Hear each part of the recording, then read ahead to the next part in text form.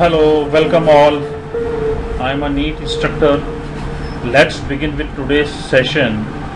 Our topic on this session is discussion on oral surgery MCQs for NEET exams. You first subscribe and like my channel EduInfi Learning. And for more updates and questions, you can visit my website neetpg.eduinfi.com. So let's begin. In bilateral parasymphysial fracture of mandible, the fractured segment is displaced posteriorly under the influence of mylohyoid and geniohyoid, masseter and medial pterygoid, buccinator and posterior belly of digastric, genioglossus, geniohyoid and posterior belly of digastric. So parasymphysis is the region that is lateral to mental prominence, and it's get fractured due to presence of incisive fossa and mental foramen. That's the area of weakness. And there is a bilateral parasymphysial fracture, so that gets displaced due to geniohyoid, genioglossus and posterior belly of digastric. So fourth one is the answer.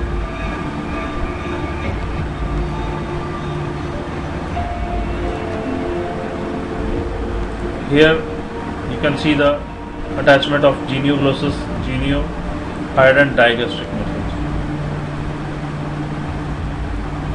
Next question is, all of the following are the features of unilateral condylar dislocation except chin deviates to same side, posterior open wide on the same side, patient is unable to close mouth, edema in the affected condyle region. So in unilateral condylar dislocation, chin always deviates to the contralateral side, and there is cross wide and open wide on the contralateral side, and there is protrusion also. So here there is an exception. So this one is the answer.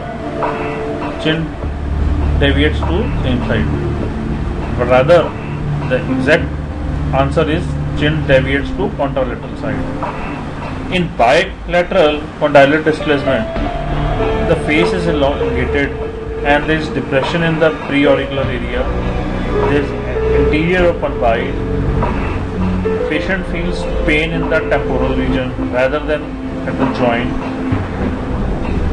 There is a speech difficulty and swallowing difficulty, and there is a drooling of saliva.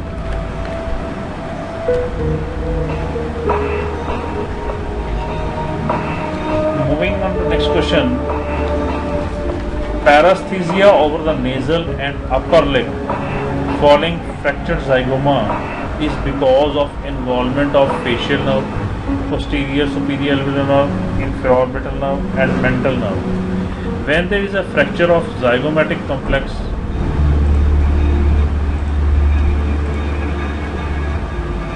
so this region is second most susceptible to fracture after nasal wound, and it involves the infraorbital canal and the floor of orbit. So this infraorbital nerve gets damaged, and patient feels paresthesia over the cheek, lips, lower eyelids, lateral nasal area. And for the fracture of this, Waters view X-ray is recommended.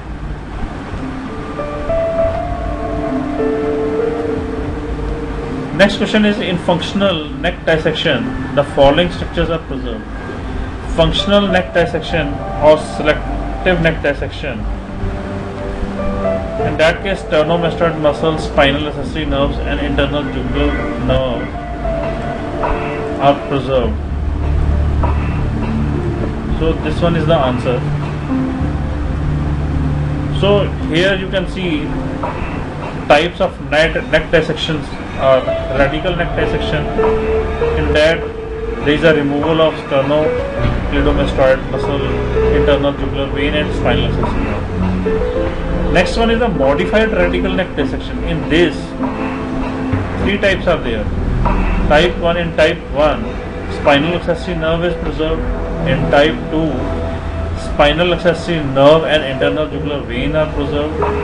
In type 3, spinal accessory nerve, internal jugular vein, and sternum cleidomastoid muscles are preserved. In selective neck dissection, this is a procedure to remove the submental, submandibular, superior deep jugular digastric, middle deep jugular lymph node groups. And there are other parts also like supraomohyoid neck dissection, lateral neck dissection, posterior lateral neck dissection, and anterior.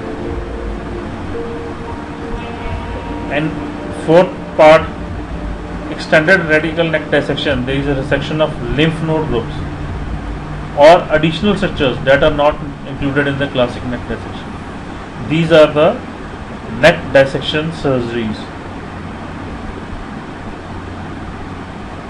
Moving on to next question. Which of the following is expected when a tooth is lost? So, when there is a tooth loss, there is alveolar bone that gets resorbed and it resorbs throughout life. There is reduced vertical height. Here the choices are decrease in trabecular pattern, loss of bone width, loss of bone height. So we can see all the findings.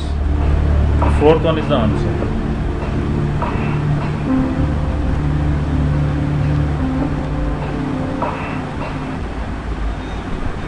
The next question is, which of the following is used in the management of hemophilic patient? So hemophilic is basically a hereditary disorder, and in that this prolonged clotting time and antifibrinolytic agent is given, that is tranexamic acid, and dose given is 1 gram 3 times a day. So first one is the answer.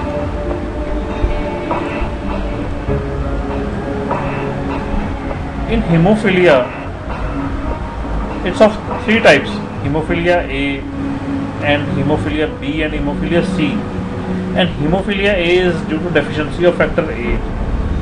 Hemophilia B, that is causes Christmas disease, and it is due to deficiency of factor 9. And hemophilia C, that is due to deficiency of factor 11. So for the treatment of this, antifibrinolytic agents like tranexamic acid is given. Other one is epsilon aminocaproic acid. We will be providing you more questions. You subscribe and like our channel so that you can get more updates. Thanks.